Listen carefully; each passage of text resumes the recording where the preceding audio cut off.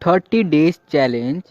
अगर आपने 30 days challenge accept कर लिया तो आपकी इंग्लिश एक अलग ही लेवल पे पहुंच जाएगी।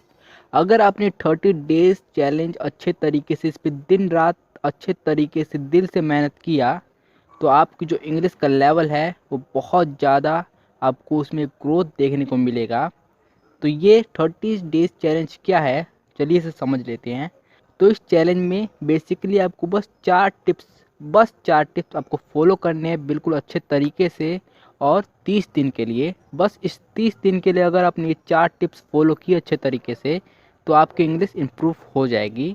तो चलिए जान लेते हैं कि वो कौन सी 4 टिप्स हैं जिन्हें आपको फॉलो करना है। तो चलिए वीडियो शुरू करते हैं। Tip number 1। तो टिप नंबर 1 में आपको क्या करना है कि आपको अपना हिंदी लैंग्वेज भूल जाना है। आपको कम से कम हिंदी लैंग्वेज का उपयोग करना है। इस टिप में आपको कम से कम जितना हो सके उतना आपको अपनी हिंदी लैंग्वेज का उपयोग करना है। जैसे अगर आपको यूट्यूब पे वीडियोस आप देखते हो तो अब से आप इंग्लिश में वीडियोस देखोगे। अगर आप न्यूज़पेपर पढ़ना पसंद करते हो तो आप इंग्लिश में अब से न्यूज़पेपर पढ़ना पसंद करोगे।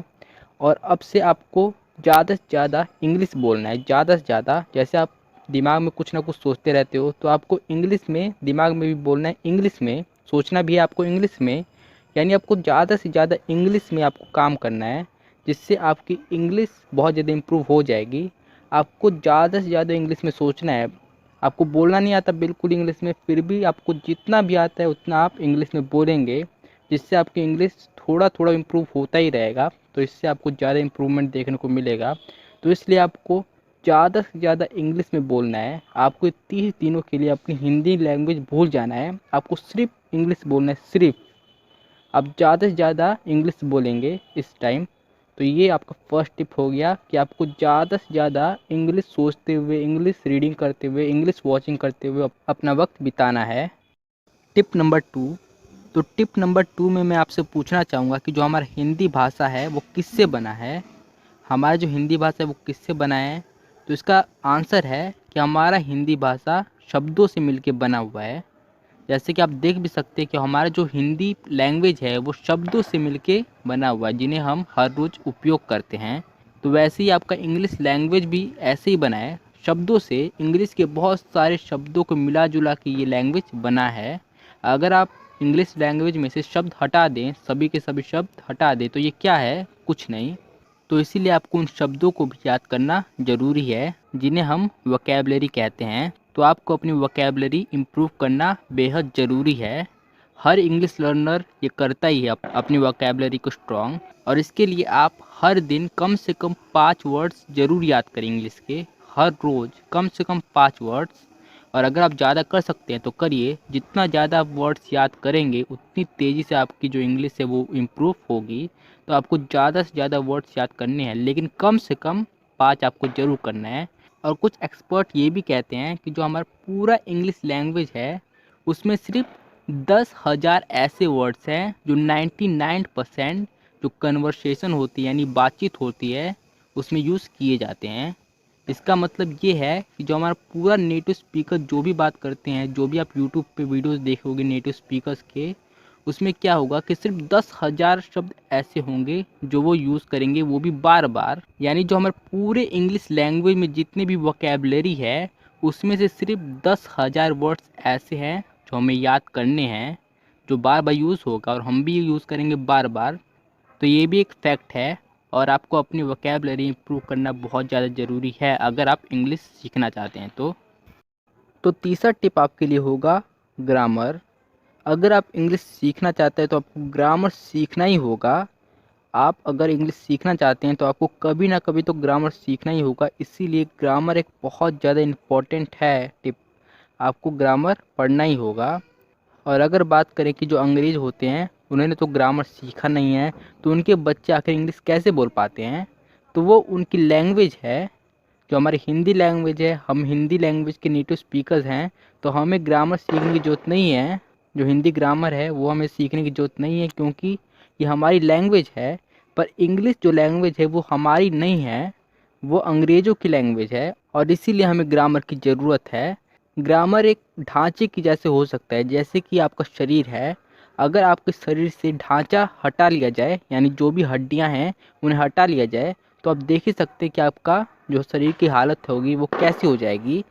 ऐसे ही हमारा ग्रामर है, हमारा जो इंग्लिश ग्रामर है वो हमारे जो भी सेंटेंस होते हैं उन्हें एक ढांचा देता है, उन्हें एक आकार देता है, जिसकी वजह से हम करेक्ट इंग्लिश बोल पाते हैं। तो इसीलिए आपको ग्रामर सीखना बहुत ज़्यादा ज़रूरी है। और अगर आप इंग्लिश सीखना चाहते हैं पर विदाउट ग्रामर, तो आप कभी भी इंग्लिश नहीं सीख पाएंगे। तो इसीलिए अगर आपको इंग्लिश सीखना है तो आपको ग्रामर की ज़रूरत तो है ही। तो हमारा जो फोर्थ और आखिरी टिप है वो है प्रैक्टिस प्रैक्टिस प्रैक्टिस।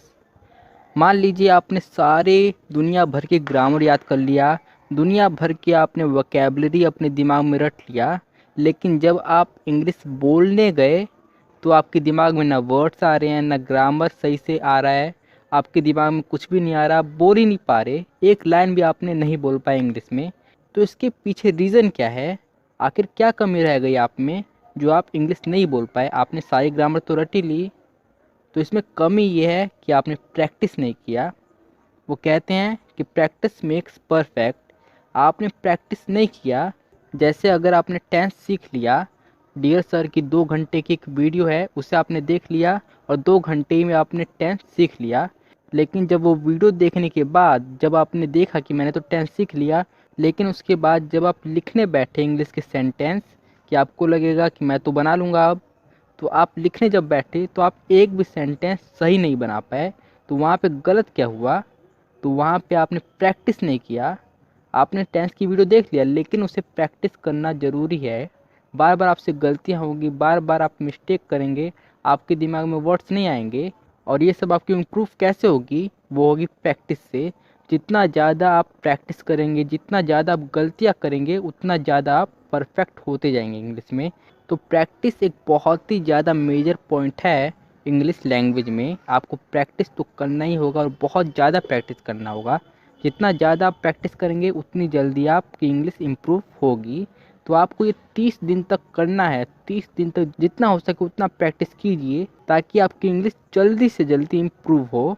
तो एवरीवन, अगर आपने बस ये 4 टिप्स 1 महीने यानी 30 दिन तक, बस 30 दिन तक अच्छे तरीके से दिल से मेहनत की, बस इस 4 टिप्स पे, तो मैं आपको बोलता हूँ कि आपकी इंग्लिश बहुत ज़्यादा इम्प्रूव हो जाएगी। आप टूटी फूटी सही, लेकिन इतनी बात कर पाएंगे इंग्लिश में कि सामने वाला जो भी इंसान है उसे समझ में आ जाए कि आखिर आप बोलना क्या चाहते हैं इंग्लिश में।